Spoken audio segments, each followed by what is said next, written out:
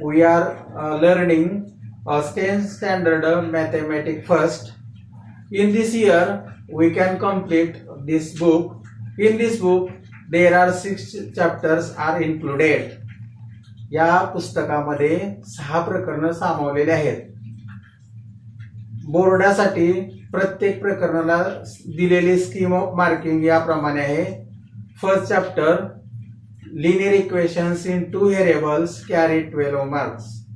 2 चलातील रेषीय समीकरणासाठी 12 मार्कासाठी प्रश्न विचारले जाणार आहेत.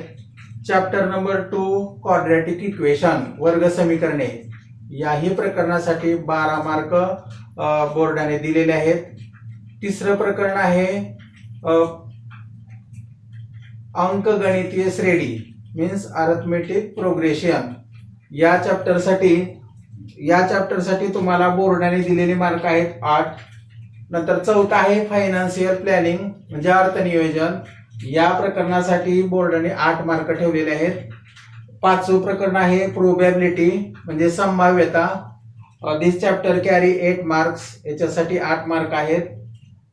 नंतर 6वं प्रकरण आहे स्टॅटिस्टिक्स संख्याशास्त्र म्हणजे सांख्यिकी, याच्यासाठी 12 मार्क ठेवलेले आहेत. एकूण 60 मार्क होतात. There are 60 marks in mathematics part first, but we can solve only 40 mark question of 40 marks. Let us now we can study chapter first in mathematics first, whose name is linear equations in 2 variables. 2 चलातील रेषीय समीकरणे. Linear equations in 2 variables, 2 चलातील रेषीय समीकरणे म्हणजे काय आपण इयत्ता 9वी मध्ये पण पाहिलेलं आहे. तर कशाला म्हणायचं 2 चलातील रेषीय समीकरणे? ज्या समीकरणामध्ये 2 चले सामावलेले असतात आणि प्रत्येक चलाचा एक घातांक असतो म्हणजे एक कोटी असतो, त्या चलाला 2 चलातील रेषीय समीकरणे म्हणतात. An equation containing 2 variables and each term degree of each term containing variable is 1 is called linear equations in 2 variables. Then general form of the linear equations in 2 variables. 2 चलातील रेषीय समीकरणाचे सामान्य रूप ax plus by plus c is equal to 0. What is the general form of linear equations in 2 variables? ax plus by plus c is equal to 0. Here a, b and c are real numbers. येथे ax अधिक by अधिक c बरोबर 0 हे 2 चलातील रेषीय समीकरणांचे सामान्य रूप आहे. या समीकरणामध्ये a, b आणि c ह्या वास्तव संख्या आहेत. तसेच येथे a आणि b ह्या 0 नसाव्यात. a आणि b एकाच वेळेला 0 नसाव्यात. Here a and b are not equal to 0 at one time. Therefore this equation is called linear equations in 2 variables, and this is the general form of the linear equations in 2 variables. Then we can learn here your page number 1. Open your page number 1 and there is a one activity. पान number 1 वर तुम्हाला एक कृती दिलेली आहे. त्या कृतीमध्ये दिलेली समीकरणे 2 चलातील रेषीय समीकरणे आहेत की नाहीत हे ओळखायचे आहे. Is given equations are linear equations in 2 variable or not. Therefore we can start this activity. First equation 4m plus 3n plus 3n is equal to 12. हे 2 चलातील समीकरण आहे का? Is this is a linear equations in 2 variables. हे 2 चलातील रेषीय समीकरण आहे कारण येथे चले 2 आहेत आणि प्रत्येक चलाचा घातांक 1 आहे.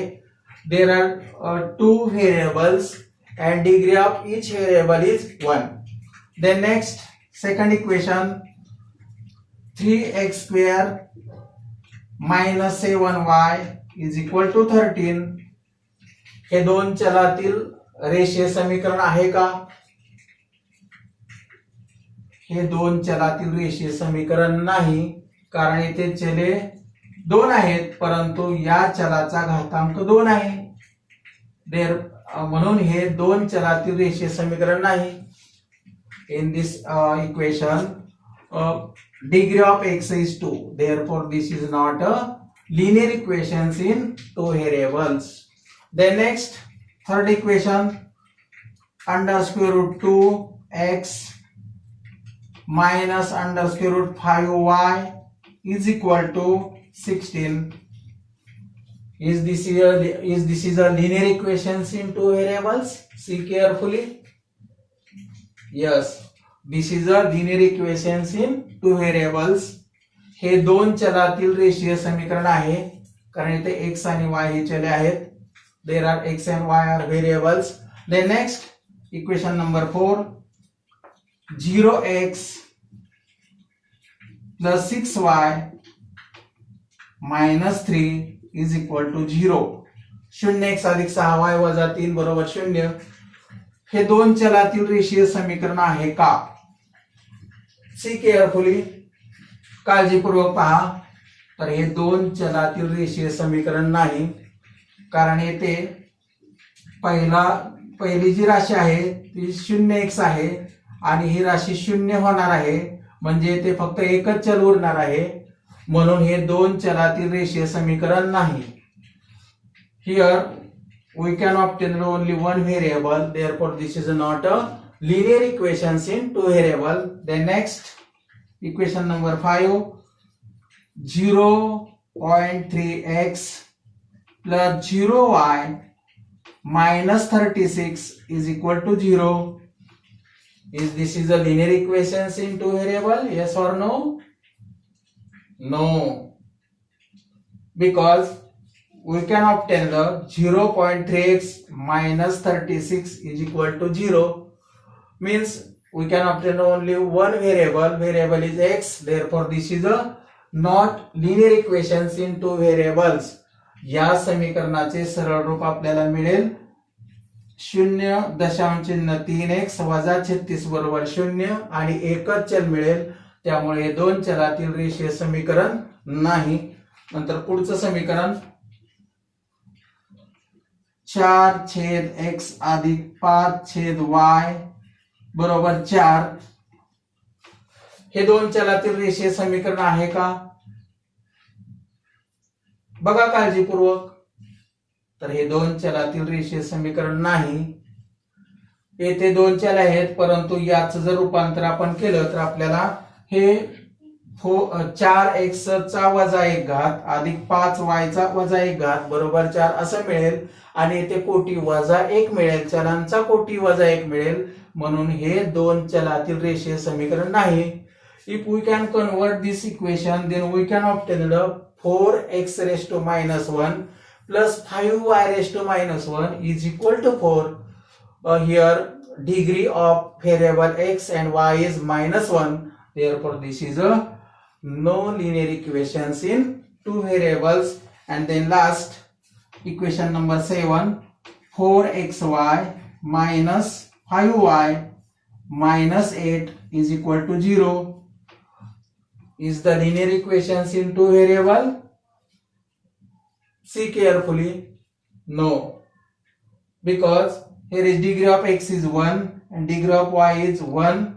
It becomes degree of equation is 2. Therefore, this is a no linear equations in two variables. हे दोन चलातील रेषीय समीकरण नाही, कारण येथे x चा कोटी 1 आहे, y चा कोटी 1 आहे, समीकरणाचा कोटी 2 झाला. म्हणून हे दोन चलातील रेषीय समीकरण नाही. उद्याच्याला आपण एक सामायिक समीकरणे म्हणजे काय आणि ती कशी सोडवायची याचा विचार करू. Tomorrow we can see simultaneous equations in two variables.